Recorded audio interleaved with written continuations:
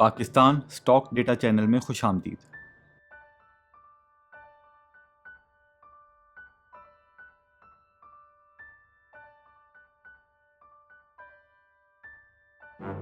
I am Mango Man!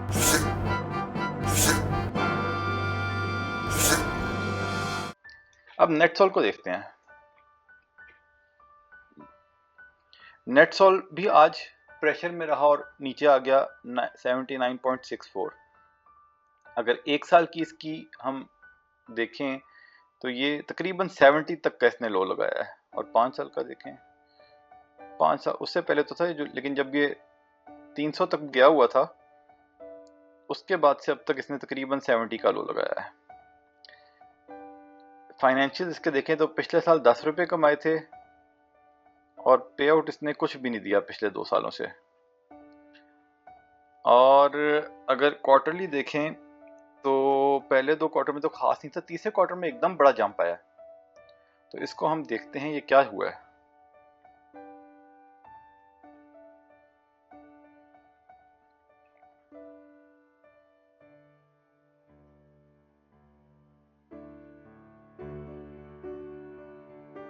अच्छा जी, ये क्या कहते हैं जी, 9 महीने वाला रिजल्ट जुलाई टू मार्च।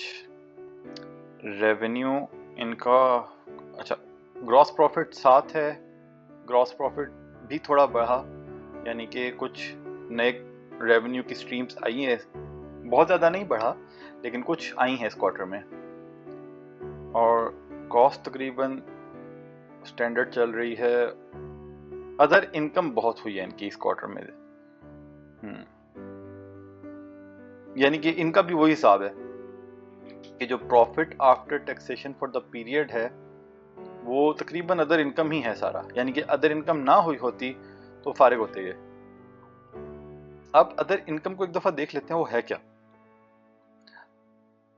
पाक डेटा कॉम का भी आप लोग बेसिक चेक कर लीजिएगा, अभी हमें टाइम नहीं है उसका चेक करने का कि वो इंटरेस्ट है या वो कुछ और तो नहीं है। लेकिन अगर इसके हम अकाउंट्स में आ जाएं,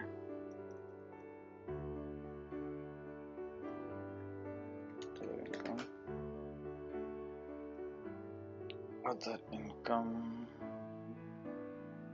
ये कौन से अकाउंट्स खोल गए, तो पुराने लग रहे हैं, कोई हमने तो लेटेस्ट खोले थे भाई। अच्छा नहीं, ये हाफ ईयर के हैं, इधर ये कई दफ़ा आगे पीछे कर देते होते हैं, इधर अदर्स में भी कई दफ़ा डाल देते हैं। देखें अदर्स में डाला हुआ है, ट्रांसमिशन ऑफ क्वार्टरली रिपोर्ट।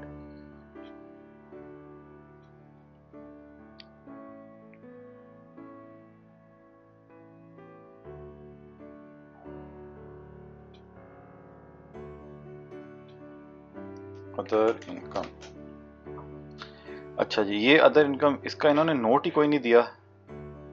इसका फिर हमें देखना पड़ेगा कि ये क्या है। ये हम डायरेक्टर्स रिपोर्ट पढ़ लेते हैं, आप तफसील में देख लीजिएगा, हम थोड़ा कोशिश करते हैं उसको स्किम थ्रू करें। अच्छा पहले तो ये कह रहे हैं कि इनका कोई multi million dollar contract deal हुई है Japan, leading Japanese equipment finance company in Australia. अच्छा, यानी कि इसकी तफसील, जाहिर बात है तफसीली असेसमेंट, शायद इतनी इन्फॉर्मेशन हमारे पास तो नहीं कि हम इसको देखें कितना उससे फ़ायदा होगा, लेकिन एक पॉजिटिव साइन है कि इनका बिजनेस यहाँ से कि ग्रो हो रहा है। NetSol extended it's partnership with Amazon web services, becoming an API gateway delivery partner, also earn the ABS cloud formation. यानी कि कुछ सर्विसेज बढ़ रही हैं जिससे रेवेन्यू बढ़ने की थोड़ी उम्मीद हो सकती है। फिर इसी तरह डिजिटल इंटेलिजेंस सिस्टम का कोई हुआ है, ठीक है, तो गुड साइन है कि नए नए इनके पास कारोबार आ रहे हैं। लेकिन असल में कई दफ़ा तो पुराने कारोबार भी कोई टाइम लिमिट के होते हैं, वो ख़त्म हो रहे होते हैं, नए आ रहे होते हैं, इसलिए कई दफ़ा उससे बहुत ज़्यादा फ़ायदा नहीं होता। बहरहाल फिर भी इट्स अ गुड साइन के आ रहे हैं। अच्छा, परफॉर्मेंस को हमने देख ली है।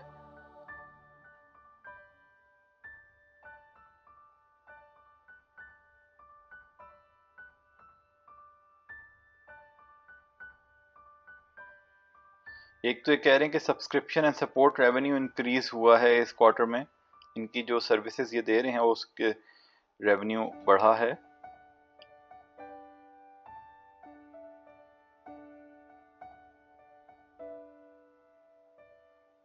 अच्छा, ये यहाँ पे इन्होंने अदर इनकम को एक्सप्लेन किया हुआ है। The company posted a net profit after tax of 1404 million compared to 165 million last year. Pak rupee experienced a huge devaluation during the period, which resulted in booking of exchange gain of 1401 million during the period compared to 101 million in the comparable period. तो ये basically जो है, ये इनको इस period में 9 महीने में जो एक्सचेंज गेन हुआ है वही सारा उनके प्रॉफिट में आया है। अब ये अंदाजा लगाना थोड़ा मुश्किल है कि ये सिर्फ एक पीरियड में रहेगा या आगे भी आएगा। मतलब अगर तो इनके प्रोडक्ट्स जो इन्होंने सेल किए हुए हैं वो डॉलर में किए हुए हैं, तो वो जाहिर बात है उसका इम्पैक्ट तो फोर्थ क्वार्टर में भी आना चाहिए, लेकिन एट द सेम टाइम अब कॉस्ट भी तो रिजल्टेंट में बढ़ रही होगी, तो जरूरी नहीं कि Q4 में कुछ ज्यादा प्रॉफिट आए।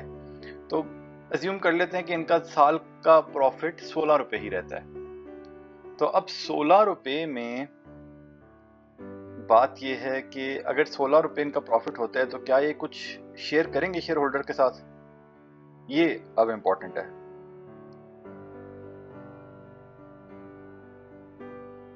दुबई में इनकी कोई सब्सिडरी भी है, उसके भी रिजल्ट कोई नॉर्मल ही हैं। फ्यूचर आउटलुक में भी देखें तो बस यही वो बता रहे हैं कि उनकी सर्विसेज वो इंक्रीज कर रहे हैं यहाँ वहाँ, लेकिन ये बातें, मतलब अगर ये आप बातें पढ़ेंगे ना तो आपको ये पढ़ के ऐसा लगेगा कि ये कंपनी तो मतलब फलती फूलती जा रही है।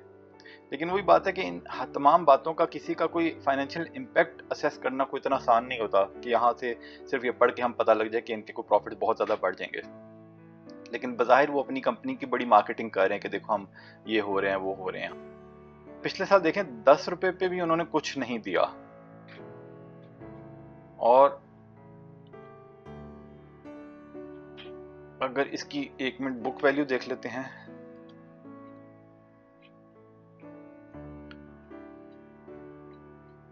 रिजर्व देखते हैं इनके पास कितने पड़े हैं। रिजर्व्स तो काफी पड़े हैं, और एसेट्स जो हैं वो हैं 12 मिलियन, और एसेट्स में से लायबिलिटीज निकालें तो एसेट्स भी बहुत हैं। मतलब उस हिसाब से, और लॉन्ग टर्म फाइनेंसिंग भी कोई खास नहीं है। मतलब इनके पास मुनासिब कैश है, ऐसा होना नहीं चाहिए कि पैसे बिल्कुल भी नहीं दे रहे। बहरहाल हर कंपनी की अपनी स्ट्रेटेजी होती है, उनको बस वही बात है कि बस कमाई जाओ, किसी को देना ना पड़े। बुक वैल्यू 90 है, तो उस हिसाब से भी शेयर बुक वैल्यू क्या ज्यादा दूर नहीं है, लेकिन एटलीस्ट ओवर वैल्यूड नहीं इसको कह सकते। तो अब एक चीज हम देखते हैं जिसकी वजह से हम ये सोच सकते हैं कि क्या ये कुछ करने जा रहे हैं आगे। ये हम अदर्स में कोई रेजोल्यूशन पास की है, उसकी डिटेल्स हम निकाल लेते हैं। अच्छा जी, रेजोल्यूशन क्या पास की है जी? ये अपना ऑथराइज कैपिटल जो है वो 1.5 मिलियन से बढ़ाकर बिलियन से बढ़ाकर 2 बिलियन कर दिया इन्होंने।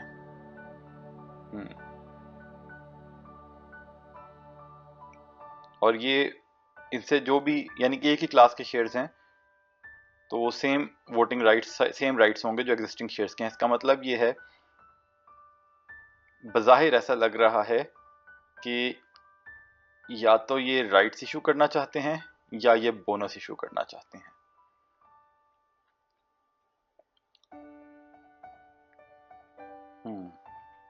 जरूरी नहीं करें, कई दफा कंपनी बढ़ा देती है। अब जैसे मारी पेट्रोलियम ने अपना ऑथराइज कैपिटल अन्यवा बढ़ा दिया, तो इसीलिए लोगों ने सोच लिया था कि भाई शायद वो इस दफा को बहुत ज्यादा बोनस दे देंगे, लेकिन उन्होंने कख भी नहीं दिया। उन्होंने तो मेरा ख्याल है शेयर होल्डर्स का पैसा जाया किया। इतना ज्यादा शेयर कैपिटल बढ़ाने की तो कोई नहीं थी, उनका पहले ही अच्छा खासा गैप था पेड अप कैपिटल और ऑथराइज कैपिटल में। लेकिन उन्होंने, मेरा ख्याल है क्योंकि गवर्नमेंट की एंटिटी है, गवर्नमेंट ने कहा होगा कि भाई बढ़ाओ, इससे गवर्नमेंट का रेवेन्यू आएगा, उनको जो फी पे करनी पड़ती है, तो बिला वजह शेयर होल्डर्स का पैसा इस तरह जाया करते हैं ये लोग।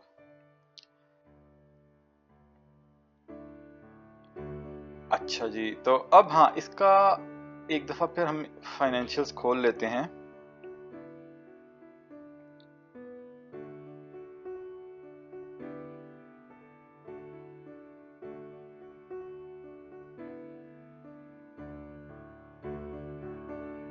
अब ये देखते हैं कि इनका आज की तारीख में ऑथराइज कैपिटल 1.5 बिलियन था, वो बढ़ाने से पहले तो पेड अप कैपिटल कितना था, यानी कि इशू जो किया हुआ है वो कितना था।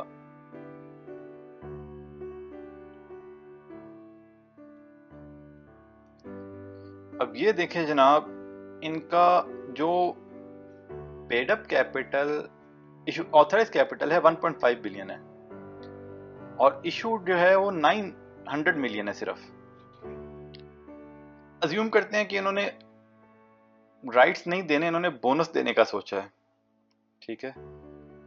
तो इसका मतलब यह है कि अगर ये 50% बोनस भी देना चाहते तो ये 1.5 के अंदर रहते हुए दे सकते थे, ठीक है।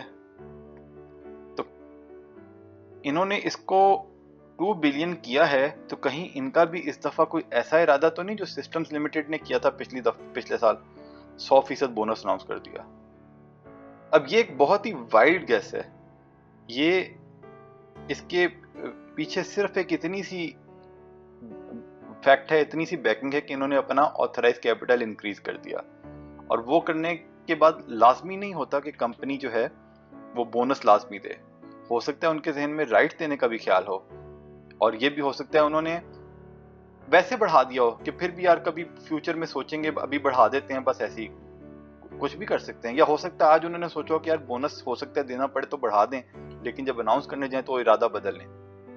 तो एक बहुत ही वाइल्ड गेस है और इस वक्त वैसे तो स्टॉक मार्केट के हालात ऐसे नहीं है कि आप रिस्क लें, ठीक है, लेकिन फिर भी एक इंफॉर्मेशन है जो आपके सामने हमने रख दी है, क्योंकि अगर इन्होंने इस रेट पे 100% अगर बोनस दे दिया, जिसकी उम्मीद हमें वैसे ज्यादा नहीं है, लेकिन अगर दे दिया तो फिर वही बात है कि ये फिर इसको अपर लॉक लगेगा, 2-3 शायद लग जाएं और फिर हाथ में नहीं आएगा। लेकिन अगर इनकी हिस्ट्री को देखें और इन्होंने कुछ भी नहीं दिया तो फिर लो लॉक लगेगा। तो इसलिए बात वही है, और ऐसी सिचुएशंस में ऐसा अपर लॉक लगता है कि आप अपर लॉक पे भी खरीद नहीं पाते और ऐसा लो लॉक लगता है कि लो लॉक पे भी निकल नहीं पाते। तो ये बस एक सामने रखा है आपके सामने। हमारी तरफ से ऐसे शेयर्स में अमूमन कोई रिकमेंडेशन नहीं होती। अगर कोई किसी को टेक्नोलॉजी के शेयर्स पसंद हैं, उनमें करना चाहता है, रिस्क लेना चाहता है, तो वो खुद से इस शेयर को असेस कर ले, इस फैक्ट को असेस कर ले और फिर देख ले। और ज़रूरी नहीं अभी खरीदे, अभी उसकी बोर्ड मीटिंग अनाउंस भी नहीं हुई, तो अभी मार्केट का प्रेशर है, तो बेशक थोड़े दिन देख ले कि शायद ये और नीचे आ जाए, और जब बोर्ड मीटिंग अनाउंस हो उसके बाद फैसला कर ले। ये खुद हर कोई अपना अपना फैसला कर ले, लेकिन ये एक फैक्ट हमने आपके सामने रखा है जिससे एक शक हुआ है कि इस किस्म का इनका कुछ इरादा ना हो। तो आप भी उसकी बेसिस पे अपना आप फैसला कर लें।